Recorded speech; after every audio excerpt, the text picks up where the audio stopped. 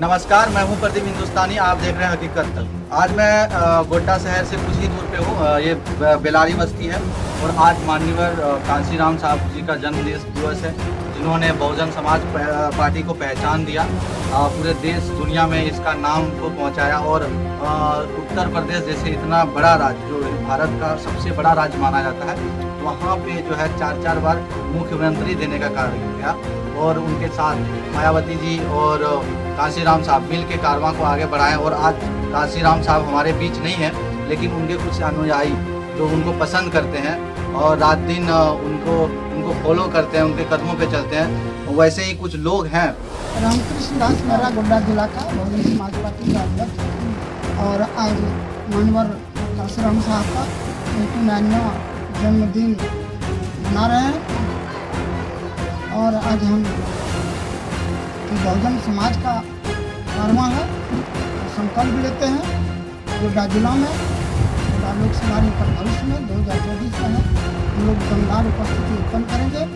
और बहुजन समाज पार्टी का नायिका आयरन लेडी बहन कुमारी मायावती जी को भारत का प्रधानमंत्री बनाने का काम करेंगे। आप लोग लगातार इस तरह का काम करते हैं या फिर आज ही? हम लोग घर चल दिए हैं, गांव चल दिए हैं, हमारे लोग हर गांव में चलना शुरू कर दिए हैं और चलते रहेंगे जब तक हम शासन सत्ता पर काबिज नहीं रहेंगे। बहन हम कुमारी मायावती जी प्रधानमंत्री नहीं बन जाएगी, हम लोग घर में बैठने वाले नहीं हैं। भूखे पेट चलकर चलेंगे और शासन सत्ता पर काबिज कराएंगे बहन कुमारी मायावती जी को। यहाँ से गोड्डा लोकसभा का सीट जिताएंगे, गोड्डा विधानसभा का सीट भी जिताएंगे और झारखंड में सरकार बनाने का अहम भूमिका निभाएंगे। ये लोग कह रहे हैं कि गोड्डा विधानसभा से भी चुनाव लड़ेंगे ये लोग, बीएसपी से, और जो है लोकसभा भी चुनाव लड़ेंगे, ऐसा है जी। बाहर की तरफ भटक जाता है आपके वोटर, बीजेपी में, कांग्रेस में, कहीं और चले जाते हैं। तो इस बार अब हमारा वोट बिकने वाला नहीं है। वो जो मनवादी व्यवस्था के लोग सोच रहे हैं कि दारू और मुर्गा दे के मेरा वोट खरीद लेगा, अब मेरा वोट बिकने वाला नहीं है। प्रसाद महतो जी यहाँ गाँव के मुखिया हैं, तो क्या सर आप लोगों का क्या नेक्स्ट प्लान क्या होगा? का जन्मदिन है हमारे कांशीराम भाई साहब का। अम्बेडकर के बाद संविधान और संविधान के विषय में अगर वास्तव में अगर इनके बाद कोई प्रचार किया तो वह कांशीराम। हम लोग तो भूल गए थे भारत के लोग संविधान क्या है। तो इनका 15 मार्च 1934 को जन्मदिन हुआ। पंजाब के एक सिख ईसाई के सिख परिवार में, जो इनका परिवार जो है अपना धर्म छोड़ के सिख परिवार का नाम लिया था। सिख परिवार में इसका जन्म हुआ और ये 2 भाई 4 बहन थे।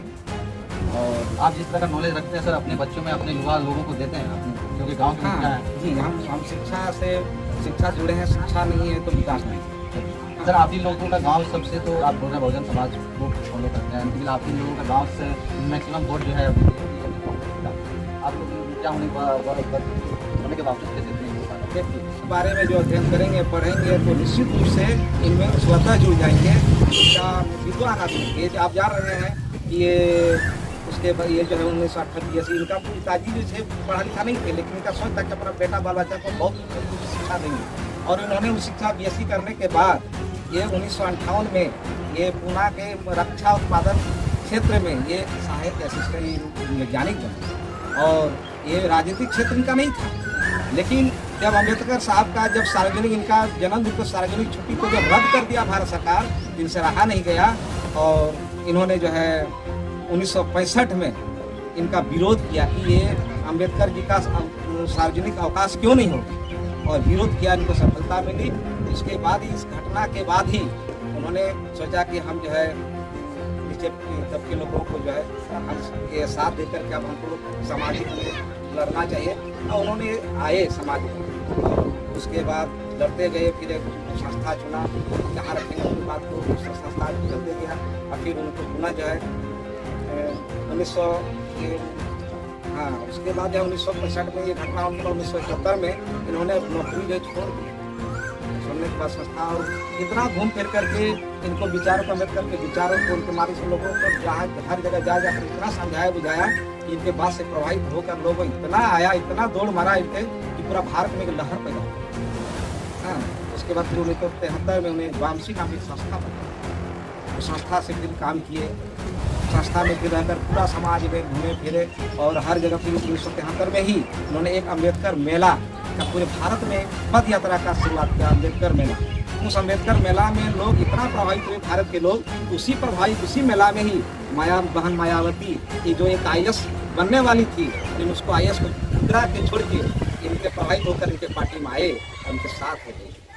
मैं विशेष न कहा करके मैं माननीय काशीराम साहब की चर्चा को लेकर के जिस तरह हम लोग चर्चा करते हैं और आज से ये संकल्प लेना होगा कि हम लोग बहुजन समाज पार्टी को आगे बढ़ाने के लिए हम लोगों को एकत्रित होकर के अपने दलित भाई और अल्पसंख्यक भाई और OBC भाइयों के घर घर तक और सेक्टर से लेकर के बूथ कमेटी तक हम लोगों ने अपना तय करेंगे।